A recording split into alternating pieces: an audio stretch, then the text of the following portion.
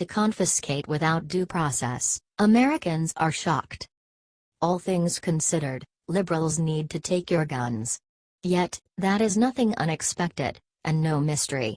It's the manner by which they want to take those guns that are ensured to incense you.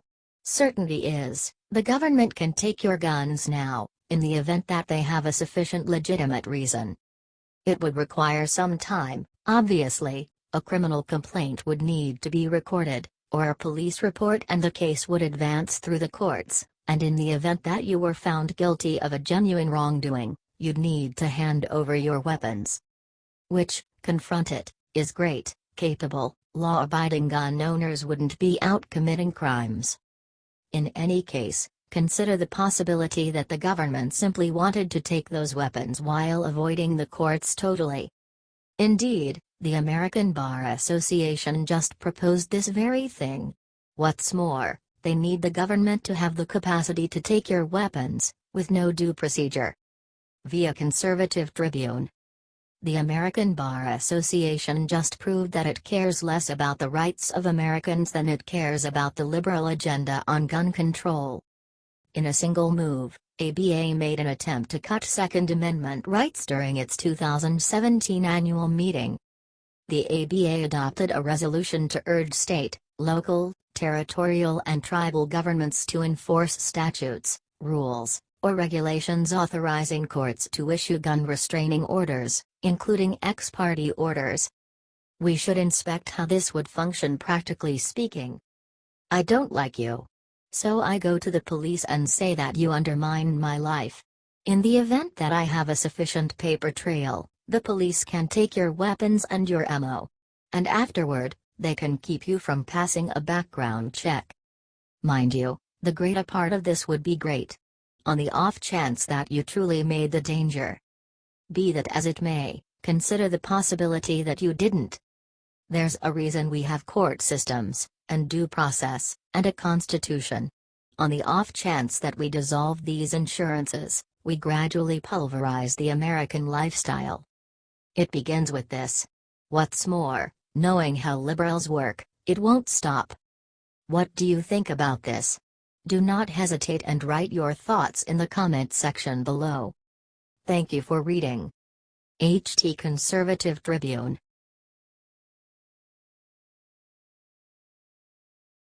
The silence is broken. Sarah Palin shares incredible news that she just received. This will make your day. Sarah Palin is giving the nation a reminder of precisely why Americans voted for Trump, and support him. He battles back. Thus does she. Truth is, the noteworthy wins that Republicans had on Election Day were an indication that America was prepared to push back, and push back hard. We're tired of being told we're racist, imbecilic, and gun nutty, all while we endeavor to shield the nation from dangers at home and abroad.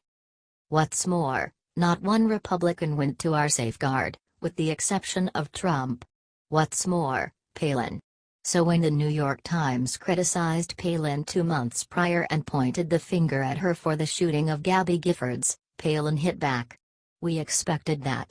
Be that as it may, we additionally expected that her claim against the New York Times would be tossed out of court. All things considered, it hasn't. An incredible inverse, actually.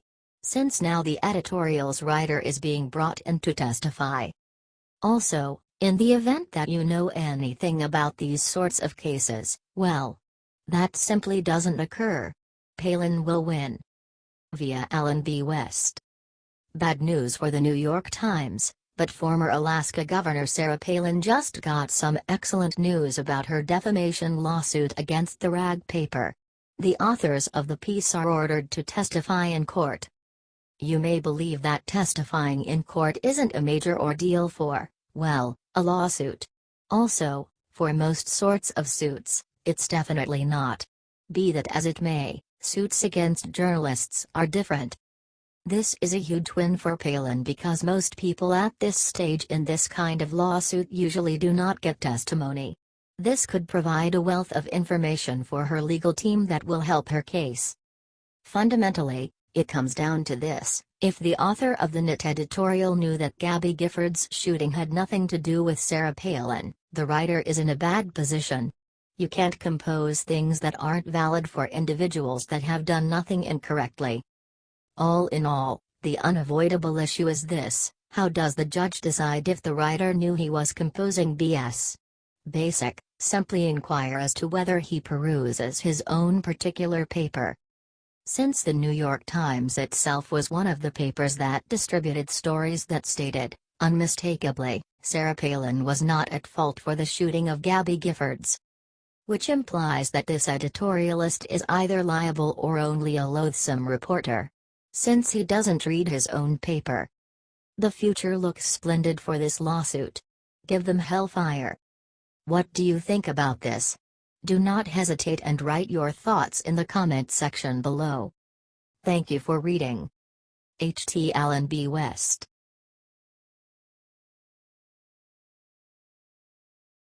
Californian conservatives just dropped sledgehammer on Governor Jerry Brown. They find one loophole and liberals would prefer not to admit to one awkward truth. However, the numbers don't lie. Businessmen are shrewd, and generally more brilliant than the normal individual.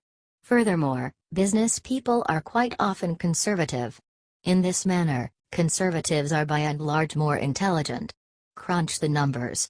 In the event that it appears like an unimportant thing to call attention to, yet there's a reason. Today, conservatives in California battled for the conservation of their constitutional rights utilizing a loophole.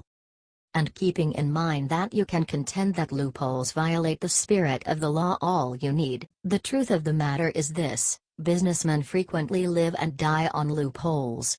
The most brilliant ones discover them and utilize them. So it's nothing unexpected that California gun owners just battled back against gun-grabbing liberals by utilizing loopholes in the state's ludicrous gun registration rules. What's more, the best part: presently a huge number of lawfully gotten guns are safe from huge government interruption. Nice attempt, libs. Via Breitbart. Firearm owners in California have discovered a way around the state's latest assault weapon ban, which requires the registration of AR-15s, with bullet buttons. Bullet buttons are a law-abiding Californians placed on their AR-15s to allow their rifle magazines to remain detachable, yet compliant with the state's last assault weapons ban. A bullet button is a button where the normal magazine release is located, but designed so that it can only be pressed in with a pressure from a sharp object, most commonly the point of a bullet. There's a moronic amusement being played by libs here, and in the event that you don't take after its very basic endeavor to ban guns. What's more, when that doesn't work, do your best to control them out of presence. The conservative counterpart to this stupid game is to just modify the guns, yet in a way that doesn't change any of the basic elements. Hence, the bullet buttons, an ideal approach to keep your detachable magazines. The issue, however, is the libs' best course of action: they set up a site to register bullet button magazines. Furthermore, this site tests substantially more profound than conservatives are all right with. The registration is seen by many as a trap to purge the owner, since they ask for very specific information about the acquisition of the original rifle that most owners do not have or remember. As a result, they guesstimate, as most would, but are potentially committing feuds. The conservative reaction? Bullet button owners have discovered a way around the registration process, an option by which they can mark their guns as a featureless firearm on the state's website. Liberal overregulation, meet conservative loophole. Checkmate. What do you think about this? Do not hesitate and write your thoughts in the comment section below. Thank you for reading. H.T. Breitbart.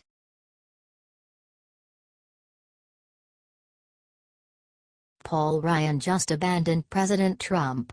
You won't believe what he said about Trump. It's exceptionally very much archived that House Speaker Paul Ryan is as yet a supporter of President Trump. Amid a conference call, Paul Ryan disclosed to Republicans that the accompanying "I'm not going to defend Donald Trump, not now, not in the future."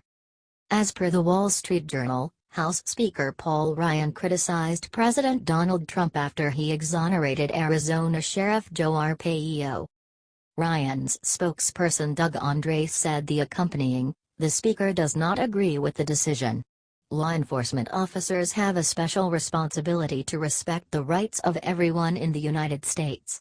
We should not allow anyone to believe that responsibility is diminished by this pardon.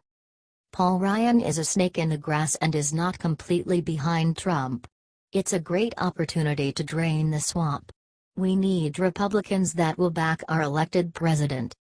Take a gander at what the GOP drove House of Representatives improved the situation the whole month of August. I'll give you an indication: nothing. What do you think about this? Do not hesitate and write your thoughts in the comment section below. Thank you for reading. HT Liberty Writers.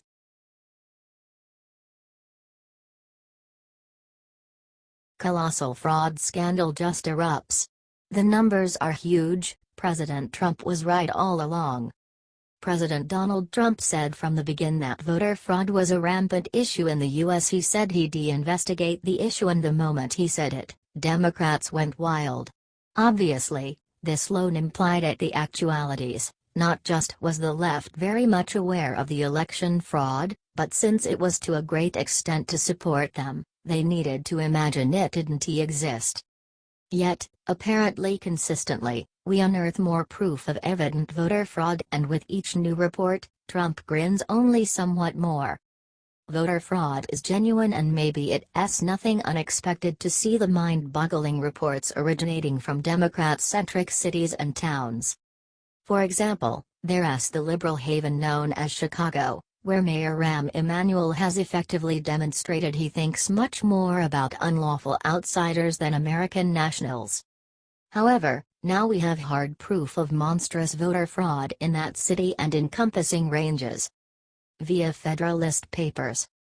The Chicago City Wire reports that more than 14,000 votes were cast in Chicago during the 2016 general election, and there were voters to cast them, based on separate figures released by the Chicago Board of Elections, the chairman of the Chicago Republican Party has reported.